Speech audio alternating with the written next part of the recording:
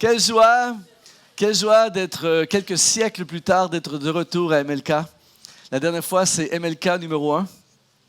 Et j'arrive à la fin de MLK numéro 2 pour un temps comme celui-ci. Je crois que cette Église va entrer dans un moment sans précédent.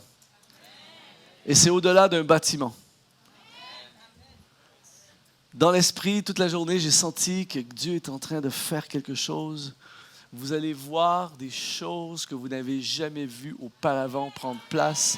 Dieu est en train de faire quelque chose d'énorme. En fait, la façon que Dieu fonctionne, c'est simple. Il fonctionne dans l'invisible et ensuite on le voit dans le visible. Donc les gens de l'esprit, j'ose croire qu'il y en a quelques-uns dans cette salle, les hommes et les femmes de l'esprit voient ce qui ne se voit pas à l'œil nu. Voient les choses de l'esprit. Donc tu peux voir déjà ce qui va arriver avant que ça arrive. Oh là, ça y est. Wow! En fait, moi je suis comme un moteur diesel, hein, donc le matin, 9h, ouf. Mais plus la journée avance, plus je deviens dangereux. Et là, ça va être dangereux à 17h. Mais Dieu est en train de préparer quelque chose.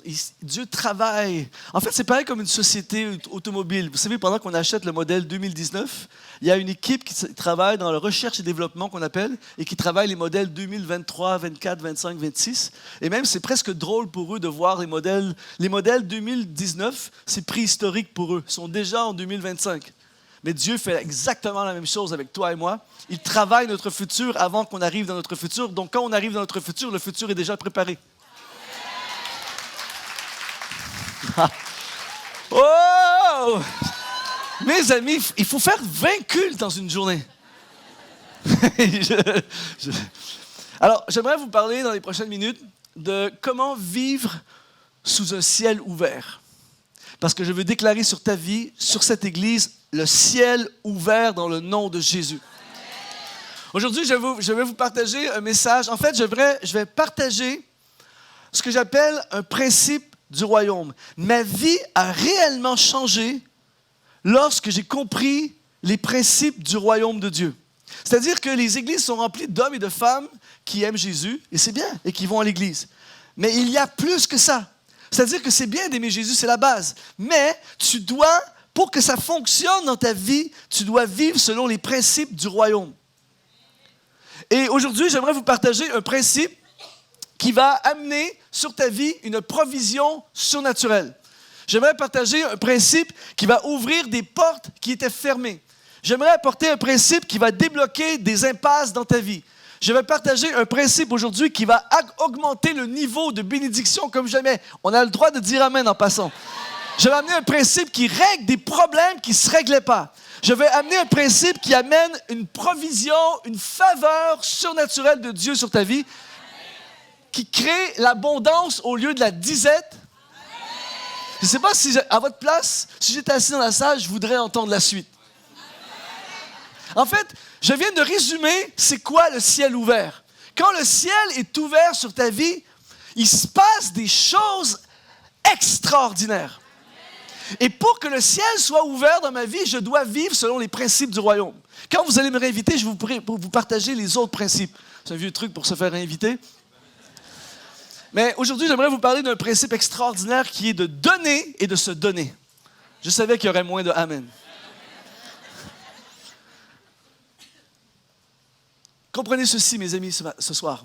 C'est qu'à la base, ce principe a changé ma vie pour toujours. À la base, le désir de Dieu, le plan de Dieu, le but de Dieu, c'était de coloniser la terre avec la culture du ciel. Donc, tu peux vivre sur la terre et vivre le ciel. Je veux amener ici, ce soir, la mentalité du ciel. Il y a des gens qui vivent la mentalité du ciel, la culture de Jésus. Vous savez, Jésus a dit que ton règne vienne sur la terre. Et vous devez comprendre ce soir, le principe de la colonisation, en fait, c'est un roi qui va dans un autre endroit, dans un autre pays, et qui amène sa culture. Par exemple, le Canada. Le Canada, au départ, s'appelait la Nouvelle-France. Le Québec en particulier, c'était... En fait, le Québec, c'est une tentative de la France de créer une colonie. La colonisation est quelque chose de tellement fort que même une tentative laisse des traces. Par exemple, si vous venez au Canada, l'endroit au Canada où les gens boivent le plus de vin, c'est où? Au Québec. L'endroit au Canada où les gens conduisent le plus rapidement, c'est où? Au Québec. L'endroit au Canada où les gens sont le plus à gauche, c'est où? Au Québec. L'endroit au Canada où il y a le plus de grèves, c'est où? Au Québec. L'endroit au Canada où il y a plus de rébellions, c'est où? Donc, le Québécois est un ancien Français glorifié. C'est fort. Même une tentative laisse des traces. Et quand tu voyages, moi j'ai voyagé dans les colonies, dans différentes colonies, tout ça.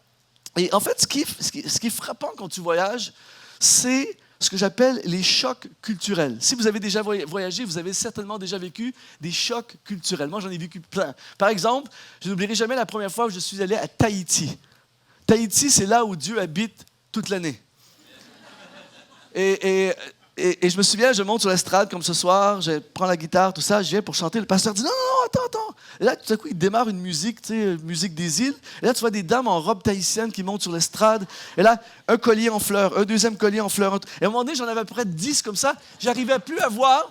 Et il y avait un genre de parfum dans les fleurs. J'ai commencé à avoir un malaise. J'ai su que j'étais pas au Canada. La première fois que je suis venu en France, j'ai vécu un traumatisme. J'ai vécu un choc culturel que je n'ai pas anticipé du tout. C'est-à-dire, j'ai découvert en France que les gars se font la bise. Je n'oublierai jamais la première fois que j'ai senti une barbe rugueuse sur mon... Ah! Je suis le pasteur, il dit, on va à la sortie, on salue les frères et sœurs. 150 gars qui... Il y en a même qui font avec leur bouche. Ah! Avec le bruit. Ah! J'ai prié pour le retour de Jésus. Choc culturel. La première fois que je vais en Afrique, je prêche en Afrique et ceux qui me connaissent, des fois quand je prêche, ça m'arrive à l'occasion d'avoir quelques élans. Et là, je suis en train de prêcher, là, je vois 4 ou 5 personnes qui se lèvent, ils s'en viennent vers moi, ils me regardent. Et là, je me dis, mais qu'est-ce que j'ai fait? Qu'est-ce qui va m'arriver? Tout ça. Les gens arrivent devant moi, et quand ils arrivent devant moi, j'avais pas remarqué qu'il y avait un panier. Ils sortent un billet. Ah, man, c'est bon! Boum, ils lancent dans le panier. Et là, à un moment donné, je commence à prêcher, tout ça. Là, il y a plein de gens qui disent, ah, man, dans le nom de Jésus! Et là, à un moment donné, il y a 15-20 minutes où il n'y a plus personne qui bouge. En fait, tu sais live si ton message est bon ou pas bon. Choc culturel, la Suisse. La Suisse, que j'aime ce beau pays de la Suisse. Mais la Suisse, c'est le royaume. En fait, la Suisse, c'est là où il y a le combat entre Dieu et Rolex. C'est le royaume du timing. Et moi, ça m'arrive à l'occasion de déborder un peu, comme j'ai fait toute la journée aujourd'hui. Et j'étais sur une estrade très élevée, il y avait une minuterie qui était là. Et là, j'étais à moins 5 minutes, j'ai débordé de 5 minutes. Et là, tout à coup, il y a 4 ou 5 personnes qui sont là devant moi. Fini. C'est pas croyable. Chaque culturel, chaque culture a ses particularités. Eh bien, mes amis, dans la culture de Dieu, dans la culture du ciel, dans la culture du royaume de Dieu, c'est donner et se donner. Pourquoi? Dieu le Père lui-même a donné son Fils unique par amour pour toi et moi. Et aujourd'hui, on veut parler de la culture du royaume qui ouvre le ciel, qui est une culture de donner et se donner. Nous vivons en Occident, nous vivons dans une culture de démocratie. C'est bien, c'est une bonne culture. Sauf que parfois, ça peut fausser la culture du royaume. C'est-à-dire qu'on s'habitue tellement à vivre dans le principe de la démocratie qu'on oublie que dans le royaume, c'est un roi. Et un roi qui établit son royaume. Et si un jour, vous vous présentez, c'est quelque chose de très rare aujourd'hui, mais ce qu'on appelle le protocole royal. Le protocole royal, c'est que si tu te présentes devant un roi, tu ne peux pas, c'est une insulte de se présenter devant un roi et ne pas lui donner un cadeau. Et le cadeau que tu lui offres représente comment tu le vois. Et ce qui est extrêmement intéressant dans la culture, dans le protocole royal, c'est que tu viens devant le roi, tu lui donnes un cadeau, Et lui, en retour, il doit te faire lui aussi un cadeau, mais pour te prouver et te montrer que sa gloire est plus grande que la tienne. Je pourrais terminer le message là et ça serait déjà bon. Et on voit à plusieurs reprises dans les Écritures, on voit des exemples comment le protocole royal est appliqué. Retenez ceci. Quand tu donnes à un roi, il doit te redonner pour te prouver que sa gloire est plus grande que la tienne. Dans l'Ancien Testament, il y a un bel exemple. Il y a la reine de Séba qui va aller visiter le roi Salomon. Dans 1 Roi, chapitre 10, verset 4, la reine de Séba vit toute la sagesse de Salomon et la maison qu'il avait bâtie. Je ne le croyais pas, verset 7, je ne le croyais pas avant d'être venu et d'avoir vu de mes yeux. Et voici, on ne m'a pas dit la moitié. Tu as plus de sagesse et de prospérité que la renommée me l'a fait connaître.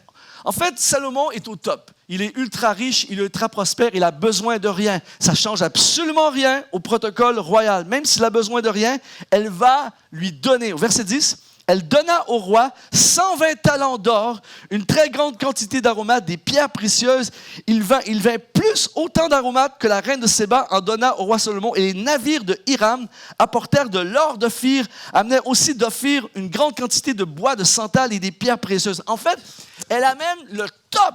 Et ça dit au verset 12, le roi fit avec le bois de santal des balustrades, la maison de l'Éternel, la maison du roi, des harpes, des luttes pour les chants.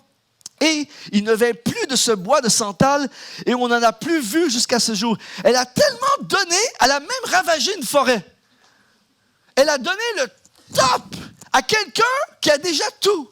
Mais elle a suivi le protocole royal.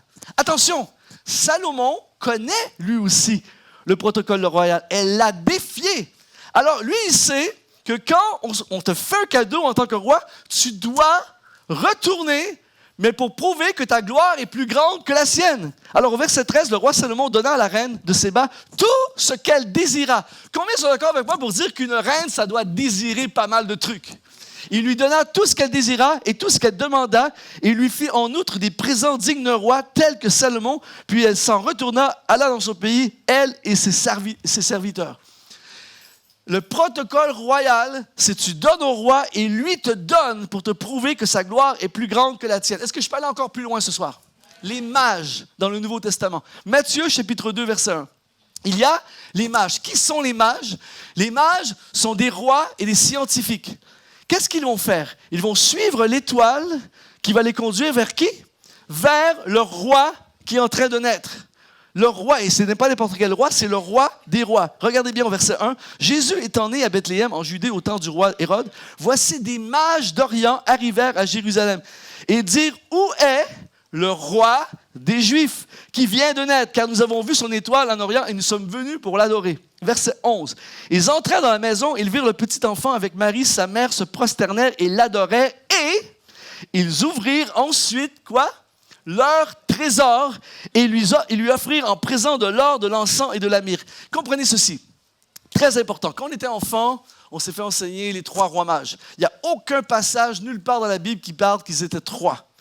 Si vous étudiez les textes, les historiens bibliques, ils s'entendent tous pour dire qu'il y avait probablement des centaines de mages, des centaines qui sont venus d'Orient pour offrir l'adoration et les trésors et les présents au roi qui doit naître. Écoutez bien ceci. Marie et Joseph, les parents de Jésus, ils se sont donnés pour que l'enfant puisse naître. Ils ont mis leur vie en péril, ils ont tout risqué, leur réputation, tout pour avoir cet enfant. Ils se sont donnés pour que le roi vive. Qu'est-ce qui se passe quand tu donnes à un roi ou tu te donnes à un roi? Il doit te donner pour te prouver que sa gloire est plus grande que la tienne. Qu'est-ce qui se passe? Des rois mages arrivent de partout, ils viennent adorer Jésus, ils offrent des trésors. Combien sont d'accord avec moi pour dire qu'à partir de ce jour-là, il est fort possible que Joseph et Marie n'ont plus eu trop de soucis financiers?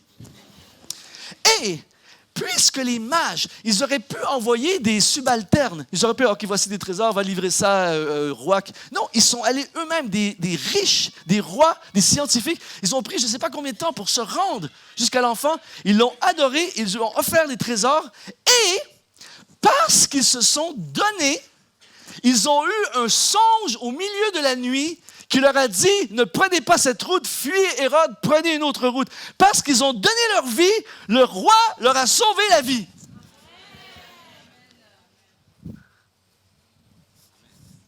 Quelqu'un devrait dire amen dans les prochaines secondes. C'est hallucinant. Quand tu donnes à un roi, ça déclenche automatiquement le ciel qui s'ouvre et il doit te redonner pour te prouver que sa gloire est plus grande que la tienne. Est-ce que je peux aller encore plus loin ce soir? Là, je vais dire des trucs troublants. Vous êtes prêts? La vraie valeur d'une chose n'est pas son prix, mais combien elle t'a coûté. Dans le royaume de Dieu, si tu vis selon les principes du royaume de Dieu, la mesure n'est plus la même. Ce n'est pas le prix de la chose, c'est qu'est-ce qu'elle t'a coûté. C'est pour ça que si j'arrive ici aujourd'hui et disons que j'ai 10 000 euros dans mes poches et que je donne 100 euros, c'est génial 100 euros. Mais est-ce que vous êtes d'accord avec moi pour dire que le gars qui donne 100 euros alors qu'il a 10 000 euros dans ses poches, il devrait survivre jusqu'à la fin de la journée? Ça ne va pas donner un trop gros effet. Par contre, si j'arrive ici avec 100 euros et je donne 100 euros, là, je vais ressentir l'effet de mon don. C'est pour ça que dans Marc chapitre 12, verset 41, on voit ceci, Jésus donne l'exemple. Jésus est toujours en train d'enseigner les principes du royaume. Et il dit ceci, Jésus étant assis vis-à-vis du trône, regardait comment la foule y mettait de l'argent. Plusieurs riches mettaient beaucoup. Mais il y avait aussi une pauvre veuve, elle y mit deux petites pièces faisant un quart de sou. Alors Jésus, ayant appelé les disciples, leur dit, je vous le dis, en vérité, cette pauvre veuve, il enseigne le royaume, cette pauvre veuve a donné plus qu'aucun de ceux qui ont mis dans le tronc, car tous ont mis de leur superflu, ils n'ont pas ressenti l'effet. Mais elle a mis son nécessaire, tout ce qu'elle possédait et tout ce qu'elle avait pour vivre. Voilà le royaume. Tu ressens l'effet de ce que tu donnes. C'est pour ça que le roi David, qui était dans une autre dimension, pensait la même chose. Dans 1 Chronique, chapitre 21, il est écrit, « Mais le roi David dit à Ornan, « Non, je veux l'acheter contre sa valeur en argent. Je ne présenterai point à l'Éternel ce qui est à toi. Je n'offrirai point un holocauste qui coûte rien. » Dans le royaume, il faut que ça coûte quelque chose. Quand je donne ou que je me donne, je dois ressentir l'effet. Mais c'est très compliqué pour nous, en 2019, qui vivons dans ce que j'appelle la mentalité du web. La mentalité du web, c'est la mentalité Internet. La mentalité Internet, c'est tout est gratuit. Il fut une époque, Pascal, où les gens payaient pour de la musique. C'est Jésus. C'est extraordinaire. Les gens payent. Aujourd'hui, c'est gratuit. Les films gratuits. Le moins, on ne veut plus payer. Tout est le plus de ressources possible sans payer. Et ça affecte notre mentalité puisque c'est la mentalité du royaume terrestre. Mais ça n'a rien à voir avec le royaume de Dieu. Dans le royaume de Dieu, pour que le ciel s'ouvre, il faut ressentir l'effet de ce qu'on donne ou comment on se donne. C'est la section du message où il y a le moins de « Amen », mais c'est bon. Dis à ton voisin, il ne parle pas de toi. Est-ce que je peux aller encore plus loin ce soir? La femme samaritaine. La femme samaritaine, dans l'évangile de Jean, chapitre 4, une femme de Samarie vint puiser de l'eau. Et Jésus lui dit, donne-moi à boire. La femme samaritaine lui dit, comment toi qui es juif demandes-tu à boire à moi qui suis une samaritaine? Les juifs, en effet, n'ont aucune relation avec les samaritains. Ça commence très mal. Ça commence par du mépris et du racisme. Elle dit, t'es juif, moi je suis samaritaine, je suis une femme, t'es un homme, on n'est pas supposé se parler. Ça commence mal. Une parenthèse pour te dire, fais extrêmement attention comment tu traites les gens autour de toi. Tu ne sais jamais à qui tu parles. Elle est devant le Fils de Dieu, le roi de l'univers. Et là, regardez bien. À qui elle parle? Elle parle à un roi. Regardez bien ce qui va se passer au verset 10. Jésus lui répondit, « Si tu connaissais le don de Dieu, qui est celui qui te dit, donne-moi à boire, tu lui aurais toi-même demandé à boire et il t'aurait donné de l'eau vive. » Regardez bien ce qui se passe. Jésus est en train d'enseigner encore une fois. Rappelez-vous, il est le roi. Il est en train de dire, « Si toi, tu me donnes un verre d'eau, rappelez-vous, qu'est-ce qu'on a dit? Quand tu donnes à un roi, il doit te redonner pour te prouver que sa gloire est plus grande que la tienne. Tu lui donnes un verre d'eau et lui, en échange, il te donne l'eau de la vie éternelle avec laquelle tu n'auras plus jamais soif. C'est énorme! Un verre d'eau, la vie éternelle. Combien sont encore avec moi pour dire que c'est un bon deal? À chaque fois que tu donnes au roi, tu défies le roi dans sa gloire. Est-ce que je peux aller encore plus loin? En fait, vous devez comprendre ce soir la puissance de donner et de se donner. On va aller encore plus loin. On va parler de la femme au parfum de grand prix. Marc chapitre 14, verset 3. Comme Jésus était à Béthanie dans la maison de Simon le lépreux, une femme entra pendant qu'il se trouvait à table. Elle tenait un vase d'albâtre qui renfermait un parfum de nard pur de grand prix, et ayant rompu le vase, elle répandit le parfum sur la tête de Jésus. Quelques-uns exprimèrent entre eux une indignation. À quoi bon perdre ce parfum? On aurait pu le vendre pour 300 deniers et le donner aux pauvres. Et ils s'irritaient contre la femme. En passant, juste une parenthèse pour te dire, le jour que tu décides de donner et te donner, il est fort possible que des gens te méprisent. Continue quand même. Quand ils vont voir le ciel s'ouvrir, ils vont dire, il y a quelque chose sur ta vie. Je vais faire la parenthèse. Ensuite, ils disent, Jésus, attendez, où j'étais rendu? Verset 6. Mais Jésus dit, laissez-la. Pourquoi lui faites-vous de la peine? Elle a fait une bonne action à mon égard, car vous avez toujours les pauvres avec vous et vous pouvez toujours leur faire du bien, mais vous n'avez pas toujours. Je vous le dis en vérité, attention, je vous le dis en vérité, partout où la bonne nouvelle sera prêchée dans le monde entier, on racontera aussi en mémoire de cette femme ce qu'elle a fait. Est-ce que je peux aller encore plus loin? On va passer maintenant de l'évangile de Marc à l'évangile de Luc. Marc, c'est bien, mais Luc, c'est encore mieux. Luc, chapitre 7, puis se tournant vers la femme, il dit à Simon, écoutez bien, c'est puissant, vois-tu cette femme? Je suis entré dans ta maison et tu ne m'as point donné de l'eau pour laver mes pieds, mais elle les a mouillés de ses larmes et les a essuyés avec ses cheveux. Tu ne m'as point donné de baiser, mais elle, depuis que je suis entré, elle n'a point cessé de me baiser les pieds. Tu n'as point versé d'huile sur ma tête, mais elle a versé du parfum sur mes pieds. C'est pourquoi je te dis, ces nombreux péchés ont été pardonnés. Au verset 48, il dit à la femme, tes péchés sont pardonnés. Là, je viens de lire un truc extraordinaire. Écoutez bien, contexte, Nouveau Testament, la femme n'a pas de droit, la femme est souvent méprisée. Et là, elle arrive dans une maison où il y a une bande de gars qui sont là. Elle entre dans la place, elle est méprisée des gens en partant. C'est une totale inconnue, personne ne la connaît. Elle entre, elle décide de tout donner à Jésus. Elle va lui donner un parfum, écoutez bien ceci, qui est l'équivalent d'une année de salaire. La valeur de son parfum, c'est l'équivalent d'une année de salaire. Je suis désolé, mesdames, mais le Chanel à 100 €, ça n'a rien à voir avec ça. Un parfum qui vaut un an de salaire, c'est qu'à chaque fois que tu fais pich, c'est 200 € à chaque fois. Et elle arrive devant Jésus, elle lui donne tout ça. Rappelez-vous ce qu'on a vu. Quand tu donnes à un roi, il doit te redonner pour te prouver que sa gloire est plus grande que la tienne. Du coup, il dit, tes péchés sont pardonnés. En plus, à partir de maintenant, tu vas devenir une célébrité mondiale pour les siècles à venir.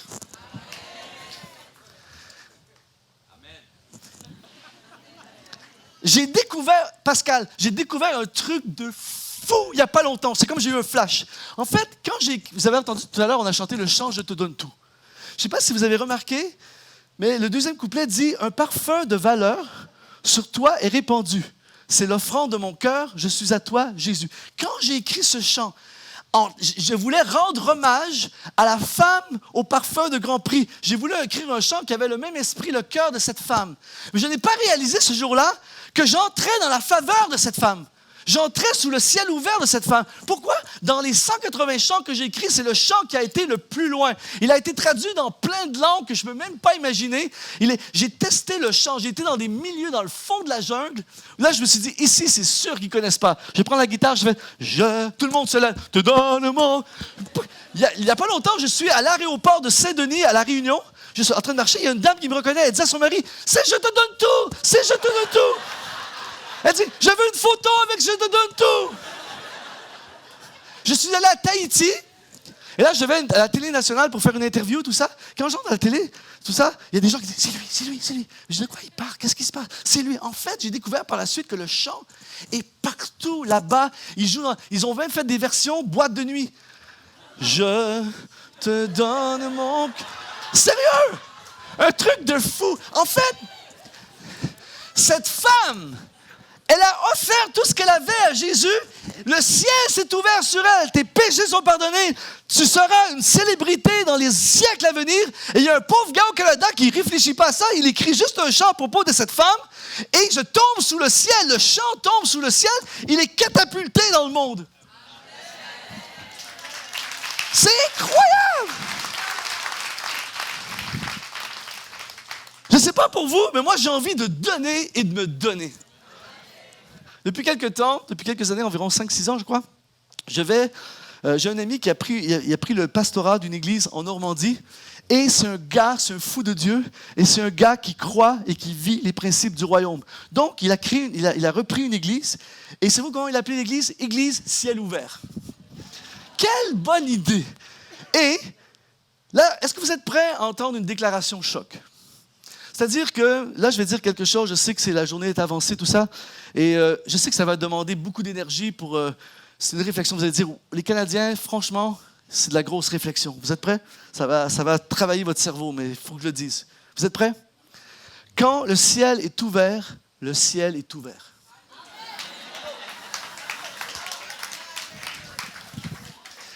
En fait, ce que j'essaie de vous dire, mes amis, c'est que quand le ciel est ouvert, peu importe la géographie, peu importe le contexte, peu importe la culture, peu importe les obstacles, peu importe l'historique, peu importe l'opposition, quand le ciel est ouvert, le ciel est ouvert.